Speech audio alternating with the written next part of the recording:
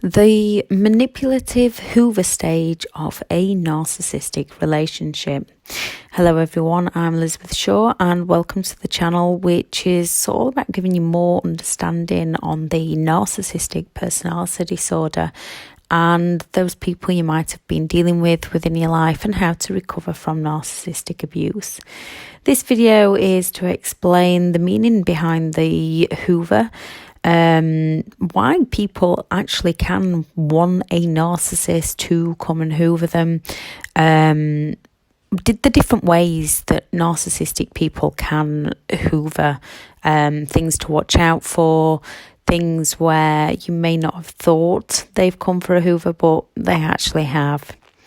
A narcissist may or may not hoover. With some, it can be days, with others, weeks or years. Some might not even bother, especially if you do strict no contact and you've raised your boundaries so high they can no longer touch you. Even with excellent no contact in place and fantastic boundaries, some will find a way to get in touch with you. The Hoover is named after the Hoover, as the narcissist only wants to suck you back in, and then once they have achieved this, once their own selfish needs have been met, they will then treat you like dirt again and discard you all over again, just like emptying the dirt out of the Hoover. An amazing person commented on this channel a while ago, and I prefer the term that she said, which was the re-idolization stage, as we are worth so much more than a narcissist had us believing we were worth. A narcissist sees us and uses us as an appliance. As part of their disorder is to exploit others. They have no shame reaching out to exes if they need somewhere to live, need to borrow some money. As another part of their disorder is they require excessive attention. They will reach out to exes if they need to triangulate and make someone else jealous and work harder to get the narcissist's attention. If they are feeling too lazy to find someone new, they will hoover an ex. Where some people can look to get back together with a narcissist, this is usually done due to the trauma bonding and wanting the illusion back of the manipulative narcissist, that idolization stage that the narcissist fed to them, wanting to help the narcissist, wanting the family unit together, fear of being alone. A narcissist wants to get back together to use, abuse, and then discard again.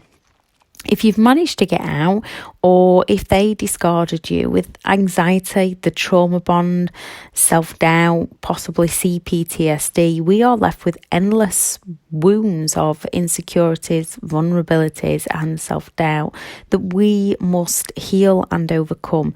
And it can feel like a long, hard, incredibly draining journey at times, but please stick with it. It will become so much easier. You will get there and you will find your happiness again. It just takes time and work from you. With the trauma bond, we are weaning ourselves off a drug. It feels like we are weaning ourselves off a drug. Those around you that haven't been through it will not understand. It is not the same as a relationship breakup from two people who do not have the disorder, and those breakups are difficult enough to overcome. These are completely different. So join support groups of people who have been there. Any questions you ask, someone will have been through the same or at least very similar. It'll help you understand you are not alone, to stop doubting and start believing in yourself, gain clarity in what you've been through. Also, you are far, far from alone in how you think or how you feel. Narcissistic relationships cause a whole lot of damage that we have to heal. If you have children with one, it's a greater challenge, as you cannot just cut them out of your life.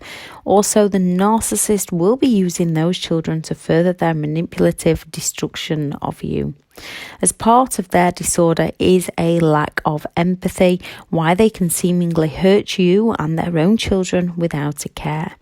They will not give you answers or closure as to what happened, and they want to keep us confused. If they know they are doing it or not is debatable. Some do things with great calculation, others it's just instinct. So the best step for us is to research the narcissistic personality disorder to give ourselves more understanding of what we have been through and who we are dealing with, and give ourselves the closure while working on a brighter future for ourselves. It's not your fault. No matter what you do, no one deserves that kind of abuse. So no matter how many times they blame you, you need to remove that thought from your mind. They are responsible for their own actions. They are accountable. You did not make them do it. It is not your fault. You most likely, as many others do, change yourself so many times to suit the narcissist, walking on eggshells around them until you lost who you were to try and make the relationship work with the narcissist, to get that illusion of the person you met back, with the fact that they gaslight us into believing any issues within the relationship is all our doing, and then they offer those intermittent play nice to confuse us all the more. When you understand and know about narcissism, some of us can be waiting for the Hoover, even though you've possibly been back before, just to validate that they are a narcissist. Narcissistic or not, abuse is abuse, mental or physical or both. So you need to get out and stay safe. If they come for the Hoover before you've recovered or after you've recovered, you may suddenly get a message from them, or if you have children with them, they might unexpectedly change how they talk to you. When they do this, you might feel so many different emotions, from anger to guilt, and your self-confidence might go. You might feel like you're taking a step backwards. You may wonder what they will try next. You might still question if they are indeed a narcissist, and your self-doubts might creep back in. You may think right now there is no way you would ever get back together with that person, which could be true, or you might still have the trauma bond and want them back. Unfortunately, they are extremely good at the manipulative games they play. And most of us have gone back at least once. It takes an average of 7 attempts to get out and stay out of an abusive relationship. So people often go back a lot more than once, especially if we don't know what we're dealing with or what they are. We do, however, learn at some point that we need to break free and stay free. And when we learn this, we do this, and life becomes so much happier. Remember, the narcissist does not respect boundaries or rules. They do not respect your boundaries or your rules. They do not respect you. They are never accountable. They are always right, as part of their disorder is arrogance and dominance.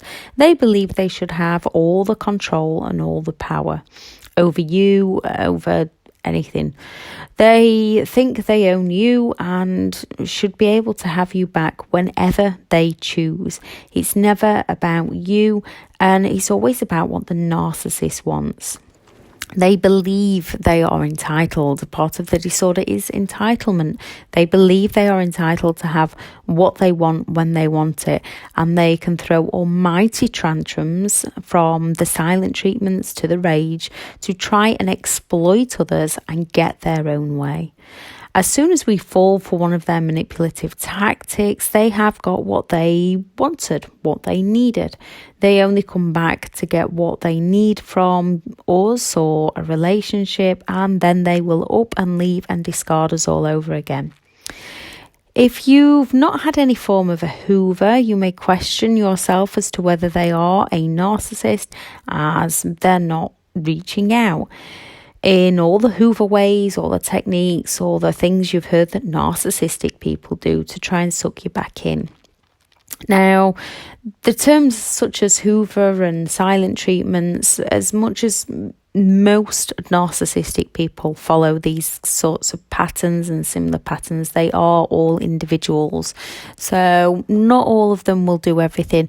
There is 9 characteristics on the disorder, and they only need 5 of them to be classed as a narcissist. Now, although I think those who have lived it are possibly the best to diagnose it, we are not actually qualified to diagnose it. They do need to be diagnosed from qualified people that know what they're dealing with. So if they have 5 of the 9 traits, they are most likely on the narcissistic personality disorder spectrum. If they were abusive, no matter what their personality type, abuse is abuse and there is no excuse. Narcissistic personality disorder is one of the many reasons behind those on the disorder's ways of living. It is not an excuse. Safely get out and safely stay out. Some narcissists are simply far too lazy to hoover, like those who don't want to work as they are far too lazy and they want to live in your home and spend all your money. Although if they think it's easy enough, they will come for a hoover. As part of their disorder is that entitlement. Narcissistic people believe they're entitled to have what they want when they want it, and with their lack of genuine empathy to care for those who they hurt along the way, they don't care for who they hurt in getting their own needs met. As they believe they are above others and they believe they are special, most will convince themselves that they could have you whenever they want you. When you've not been hoovered, it can leave you confused as to why the narcissist hasn't. You might actually want them to come and hoover so you can have it out with them once and for all and discuss what's happened with them. This will only end up with you feeling worse, as they will not give closure. They will twist it into an argument you knew nothing about. You may want to lash out at them for how they've treated you. This only helps their ego, and they will twist the words to play the victim to everyone else around them, and your actions might actually match their smear campaigns. You may want closure. They will not give it to you. You will only make yourself feel worse. Work on yourself instead, your own inner happiness, and giving yourself that closure. You do not need them for anything, and you do not need them to give you closure. You can give yourself the closure. You may want the hoover to happen as you're still locked in the trauma bond and not yet worked on yourself enough to get over them. This takes time and patience, and it is possible. You just have to keep working on you. You might still believe you can help them and make it work. You cannot. Use the time of them not hoovering you to work on you. You may want to let them know that you know exactly what they are. This isn't worth it. They only believe their own reality. Instead, take your newfound knowledge and stay away from those kind of negative people. You may want them to hoover so that you can prove how strong you are and tell them where to go. You are strong. Moving forwards with your own life proves this, and they may not be hoovering as they recognise just how strong you are. So they would prefer to dream that they'd always be able to win you back, but they don't want to risk damaging their own ego by trying and being turned down. Some indirect hoovers are they owe you money, or they have your belongings, and they do this on purpose. You may want to reach out to them to sort finances, or try and get belongings back if they have yours. And they can keep hold of these belongings so that you have to communicate to them. Cut your losses. If you can, ask a friend to retrieve any belongings, sort out your own finances, as hard as that can be, because a lot of them will have financially abused you. A lot of them will have run up a lot of debt for you. The narcissist will not be held accountable. They will not help you. They will just make you feel worse. They'll just enjoy the attention, same as any belongings that they've left behind that they may get in touch with that they want back. Just either drop them at one of the friends' houses, chuck them in the bin as hard as it can be, take them to a charity shop, and ignore any messages. If you've given them chance after chance to collect them and they haven't bothered, it is not your problem. You've given them the opportunity. Depending on where the narcissist is on the spectrum, some have an awareness of what they are doing, so they are not forthcoming with the Hoover, as they are waiting for you to make the first move to get in touch with them. They might be trying to provoke you for attention. Sometimes they carry on their games to destroy you more. They're negative Hoover, and they are enjoying the negative reactions. So although they're not looking like the Hoovering to win you back or move back in with you, they're Hoovering in a form to get your attention negatively. So they'll be flaunting their new partner, playing happy families with children that are not biologically theirs, while they completely ignore their own children. They'll be playing the victim to the new partner about how they can't see their own children, when in truth they're not even interested in getting in touch about picking up the children.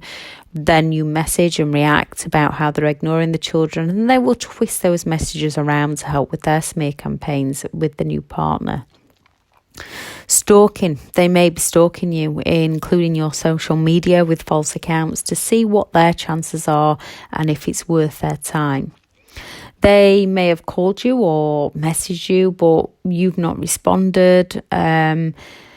Or if you've spoken to them, they didn't get the vibe, they didn't get the tone of voice, so they don't see the point to carry on messaging because they're not gaining the attention they want. All these kinds of things, they are testing the waters. Flying monkeys. They may have gotten one of their flying monkeys to get in touch with you, again, to see what your response is. I know I had one of my ex's cousins randomly start messaging me. But it's also to see if it's worth their time in trying to Hoover you. If you're giving them attention anyway, even if it's that negative attention, if you're constantly contacting them for answers, then they'll feel no need to Hoover, as they are getting your attention anyway. Sometimes it can just simply be too soon and they have someone else meeting all their needs. It can be years before they come back around for the Hoover. They may still be consumed in hoovering an ex before they come to Hoover you. A lot of narcissistic people do go back to exes, especially when exes don't understand what they're dealing with. You may have managed to stay well clear of them, avoiding them at all costs. So you're no longer in their radar to try and come and Hoover you. You're no longer... They don't know where you are. They don't know what you're doing. They're too consumed with trying to get the attention from somebody else. You may have made the steps to cut all contact, block all flying monkeys, and they are unable to get a hold of you.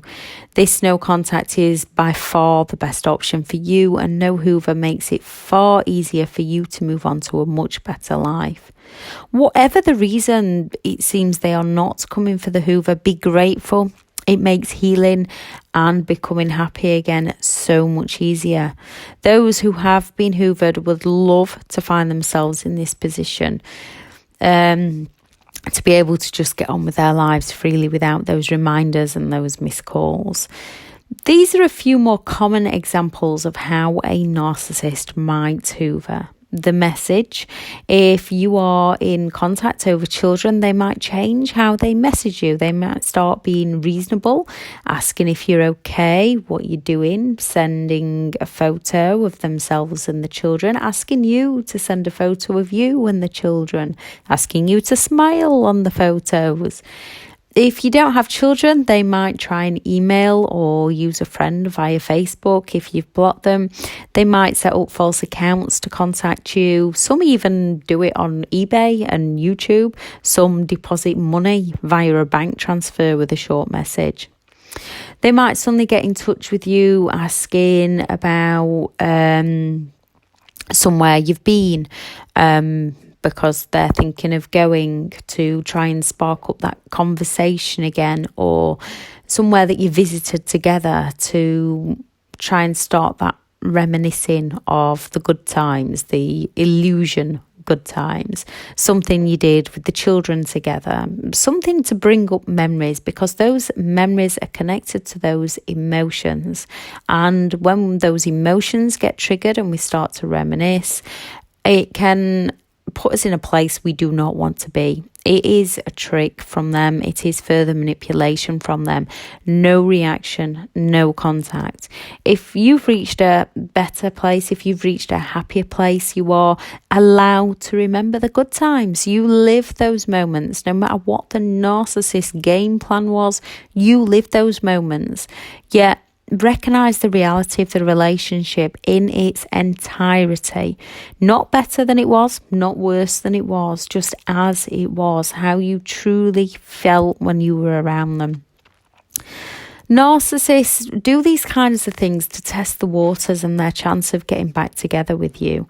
They're waiting to see what responses they get from you. They can either leave you be if no response from you, they can try other messages, or they can lose their nice tone and start insulting or invalidating you again, just to get a reaction from you, just to get that attention from you.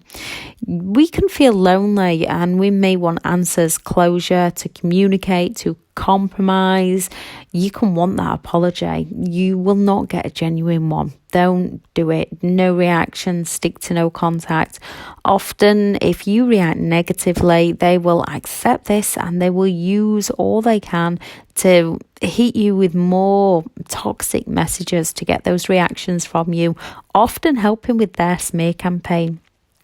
The gift, out of nowhere, they send you a nice gift, leaving us questioning why they've suddenly sent us a gift. They might send us that happy birthday message or that Christmas gift, and we might want to message them to thank them, which will then start the whole conversation back up, and the narcissist can try to gaslight you back into their drama of illusions and manipulative lies. The gift is just a game to a narcissist. Most things are a game to them. It's just another trick, another backhanded compliment. Remember, retreat, rethink, and only respond if you need to do so. The best approach with a narcissist is no approach. Let them go left and you go right. No reaction, no contact. Their admiration face comes back out to play because they want attention, to suck you back in as you have something they want or something they need. Their envious, jealous, toxic, negative face soon comes back out when they're not getting their own needs met.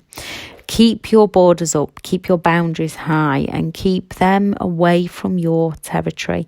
If you're feeling weak, which a lot do until recovered, write down all the times they played nice, you showered them back with attention, and then what happened? Did it cycle back round to the end? Start journaling about each and every good thing you've achieved since you've split up, no matter how big or how small, to remind yourself of why you need to stay free from them. If you still see them in person, they might start telling you how much they've missed you or love you, or how well you're looking, that you are their soulmate, and they now see the error in their ways. You, like so many others, might think things will be different this time. It will not. Once they've shown you who they are, please believe them. I know it takes us a while. It took me 6 attempts to believe them, but believe them, they do not change. In fact, a recent event has just proven that, unfortunately, they haven't even changed with the new person that they're with now. They do not change. No reaction, no contact. Just respond with things. If you need to respond with things like, that's interesting, or I'm sorry you feel that way, if it's face to face, and only if you can safely do it. Just tell them that you don't feel that way. Even if you're still stuck in that trauma bond, tell them you don't feel that way. You will break the trauma bond. You do not need to explain why to them. They do not need to know your whys, as they just don't need to know. If they're not listening anyway, half the time when you're trying to have a discussion or a debate or a compromise or a reasonable conversation with them, they're not listening. They're only listening to what they want to hear. Write down some positive things about your life. Write down how far you've come. Write down where you want your life to go. Write down some new goals, some new dreams. The accidental contact, they might bump into you somewhere, or they may send you a message and then pretend it was for someone else. They might try and friend you on Facebook again. They might start to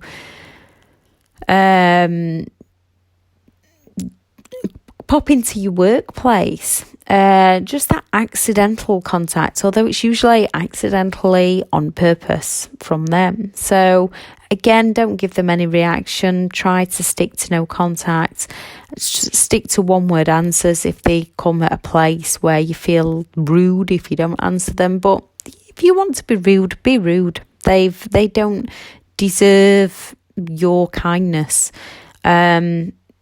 Kindly walk away from them, just as you might have finally evicted them from your mind. And that takes time, and it takes self-work to do, and suddenly they reappear.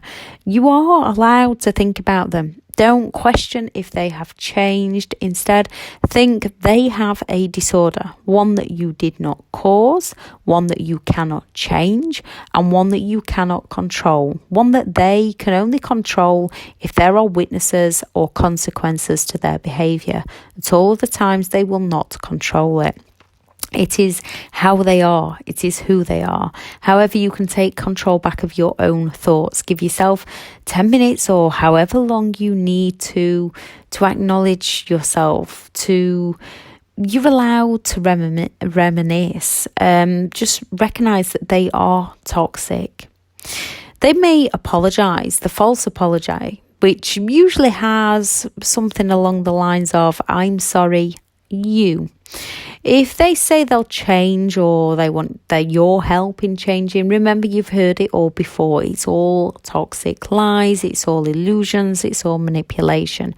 They might want to go to counselling with you, and you might want to clear the air with them, but no reaction, no contact. You don't need to clear the air with them, only yourself. Observe their false apology, observe their false words for what they indeed are, manipulation to use you again. Do not absorb. As you're a good, kind, caring person, most want to believe their apology. Look for times where they have apologised in the past, you've forgiven them, and they've just hurt you again.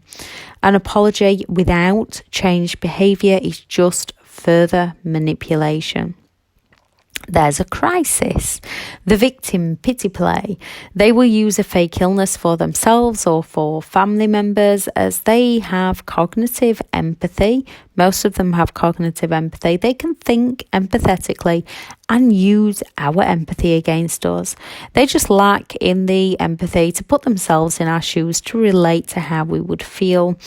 And they know the empathy we have will mean we want to reach out and help, that we feel guilty if we ignore them. If you receive the crisis message, run as fast as you can. It's a trick. No reaction again and no contact. They are not your problem. Ask yourself and keep asking yourself, would they come to help you if it was the other way round? If you really need to help them, call and inform their family or friends and leave them to deal with it. It's okay to be selfish towards those who are never there for you. They might ask a friend or a family member to contact you for them. You might be curious. You might not want to look rude by not replying to the family member or friends. Again, it's more tricks, more lies, and more manipulation. Stick with no reaction, stick with no contact. A best response, if you do respond, is just keeping it simple, just one word answers, just okay or thanks for letting me know. Don't tell their friends anything about you or any information that could be fed straight back to the narcissist. They might bump into you or call you up to say that they're leaving or they're moving and they would like to just go over a few things, sort out some finances one last time. We can feel like we want to put that closure on it, but it's another trick. Do not give them any reaction. Do not go and meet up with them. Do not arrange to meet up with them. If you have bumped into them in person or if they have called you from a new number and they have you on the phone, just say thank you, but no thank you. Do not arrange to meet up with them. Some will try and meet you accidentally on purpose in public with this one so that you feel cornered into agreeing. Do not agree. They can beg, they can make great promises of the future, they can say they will change, they can cry, they can yell, they can shame you, they can threaten you, they can guilt trip you, they can blame shift everything onto you, they can make false accusations, they can guilt trip you. No reaction, no contact. If you left them and they win you back, it will be so much worse as they will punish you for abandoning them. They will try being sweet at first or vulnerable and add the pity plays, and they might act like they are sorry. It's a lie just to hook you in again. It's all that illusion again. Give no reaction, give them no contact. If your boundaries are solid and that doesn't work, they still come at you. They might tell you that you're a horrible person. They might shift onto how amazing their new partner is and they don't need you anyway, or that they just want what's best for you. And if you are standing firm on your boundaries and strong, they might go after what matters to you the most to go out to destroy it, because those are the things that we will defend the most passionately.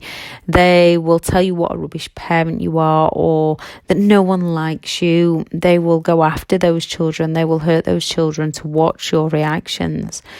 They may leave you alone for a while, even years, and then they'll start over again. The narcissist knows how to suck people in. They've practice their behaviour for many years. So remember, they are only ever in it for themselves. They do not come back and hoover because they've suddenly changed. They do it because they have something they believe they can gain from you, not because they love or care for you. They've already proved they do not love you. They've already proved they do not care for you. Do not fall for their tricks. Keep moving forward. No contact. Grey rock. Stay strong. Enjoy your freedom. Narcissists know they can pull exes back in. That trauma bond lasts, and it's completely normal at stages to want to go back. But you need to remember how bad they made you feel.